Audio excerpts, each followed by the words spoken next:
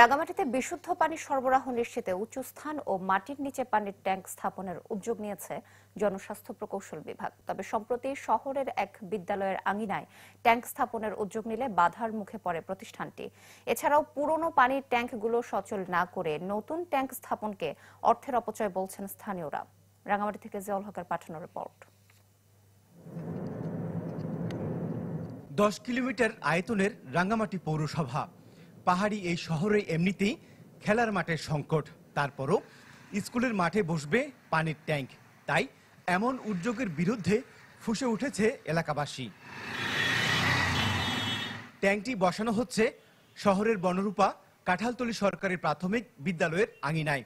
এডিবির সহায়তায় এই ট্যাঙ্কটি স্থাপন করছে জনস্বাস্থ্য প্রকৌশল অধিদপ্তর।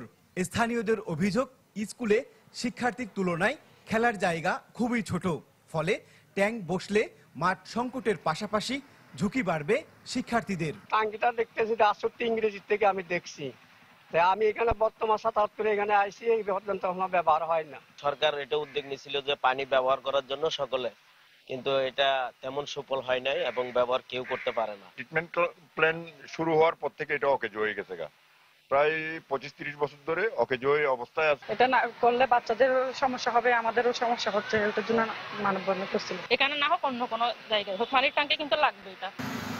অভিযোগ, এর আগে রিজার্ভ বাজার, ভেদবিধি সহ বিভিন্ন স্থানে ট্যাঙ্ক বসানো হলো কোনো সুফল পায়নি মানুষ। তাই পুরনো ট্যাঙ্কগুলো সচল না করে নতুনভাবে স্থাপনকে অর্থের অপচয় বলছেন সাবেকেই জনপ্রতিনিধি। প্রজেক্টের টাকা ফেরত যাবে, সেই জন্য উনি এটা করতে হবে। তো এই জন্য আসলে রাষ্ট্রের ভালো জিনিসটা ভেঙে আবার করাটা আসলে কতটা যৌক্তিক হয়েছে এটা আমার বোধগম্য হচ্ছে না। তবে শহরের প্রতিটি ঘরে পানি সরবরাহ নিশ্চিত করতে এমন উদ্যোগ দাবি এই কর্মকর্তার। টোটাল যে ওয়াটার সাপ্লাই নেটওয়ার্ক, এটা আমরা রিডিজাইন করেছি এবং এখানটা প্রায় ফিজিবিলিটি স্টাডি করেছি আমরা বছর দুয়েকের মতো। তো এই ফিজিবিলিটি স্টাডি শেষে কিন্তু আমরা কার্যক্রম ফাইনাল করে, ডিজাইন ড্রয়িং ফাইনাল করে দরপত্র আহ্বানের মাধ্যমে ইতিমধ্যে আমাদের একদম মাঠ পর্যায়ে আমরা সার্ভের কাজে এগিয়ে নিয়ে যাচ্ছি। আশা করছি এই কাজে যে টেকনিক্যাল যে বিষয়গুলো, অর্থাৎ আমাদের যে ইনক্রিজিং ডিমান্ড এই সুপেয় পানি সরবরাহ নিশ্চিতের ক্ষেত্রে, সেটি আমরা মিট আপ করতে পারবো।